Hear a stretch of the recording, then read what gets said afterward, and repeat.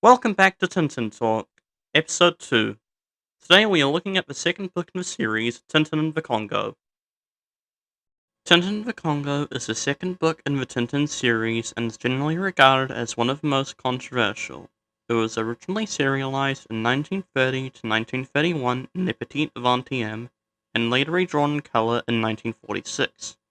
This explains some of the changes in style, tone, and even some characters between the two versions. Several characters make their debut here, and some go on to become mainstays of the series. First of all, there are a few cameos.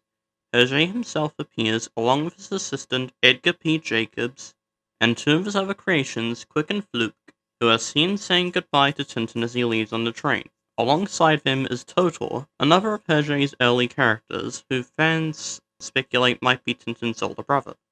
Meanwhile, the bumbling detectives Thompson and Thompson make an appearance too.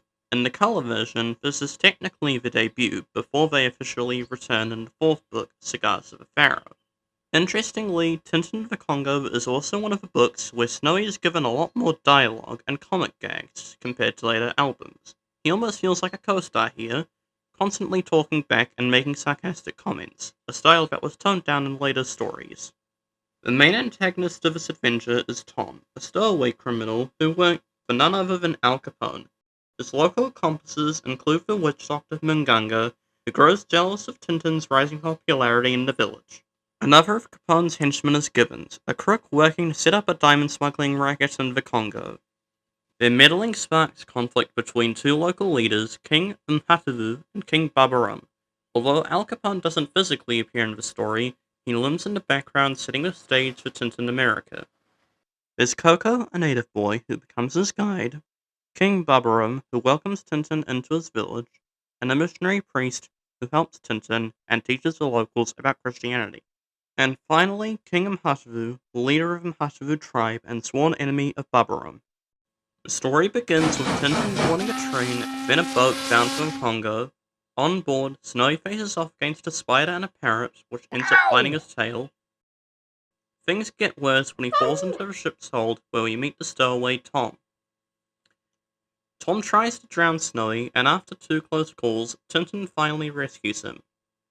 Once in the Congo, Tintin and Snowy face mosquitoes on their first night. The next day, reporters from the USA, UK, and Portugal try to hire Tintin, but he declines. He gets a car and hires Coco as his guide. While out hunting, Tintin has to rescue Snowy from a crocodile by jamming his rifle into its mouth. When they return, they find Tom has stolen their car. With the help of some mischievous monkeys and a few coconuts, Tintin knocks him out and ties him up. Later, Snowy is kidnapped by a monkey, prompting Tintin to shoot another monkey for its skin and save him. But by morning, Tom escapes again. Tintin, Snowy, and Coco get into more trouble when their car gets stuck on railway tracks. The train crashes into it, and the locals, though annoyed, work together to get the train back on track. After this, Tintin is welcomed into King Babarum's village. He's invited on a lion hunt, but when things go wrong, Snowy saves the day by biting the lion's tail. The lion is tamed, but Munganga grows jealous. Munganga and Tom plot to frame Tintin by stealing the sacred fetish and planting it in his hut. Tintin is beaten and tied up, but Coco rescues him. Using clever tricks with a phonograph and camera, Tintin records their scheme and reveals it to the village. Munganga and Tom are chased out. However, the trouble isn't over.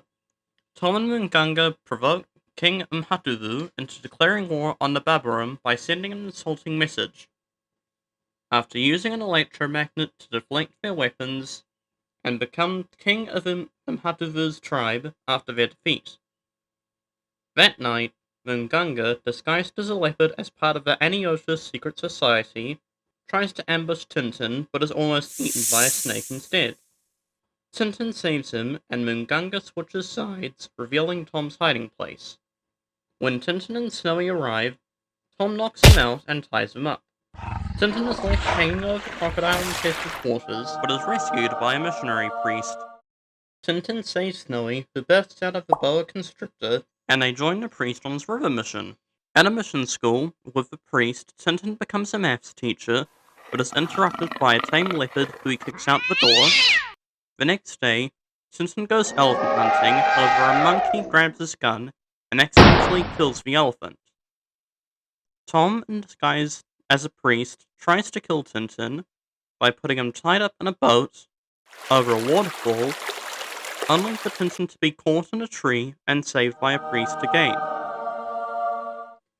Later, Tintin and Tom have a cliffside fight, and while Tintin survives by bouncing on a hippo, Tom falls into the river and is eaten by crocodiles, killing him. I don't think so. No, no, no, no. I don't think so. Soon after, Tintin discovers Snowy has been crowned king by pygmies who mistake him for royalty. They also recover a letter that reveals Tom's orders from someone called AC, Al Capone. Tintin tricks Gibbons at the planned rendezvous. By disguising himself as Tom, he captures him and gets him to confess that they were all working for Capone to set up a diamond smuggling ring. Tintin and the Inspector team up to round up the rest of the gang. Along the way, there are more animal encounters, including Tintin scaring off a leopard with a soda siphon, dressing up as a giraffe to take photos of giraffes, nearly getting shot by a rhino with a rifle, and tricking a buffalo with a rubber tree.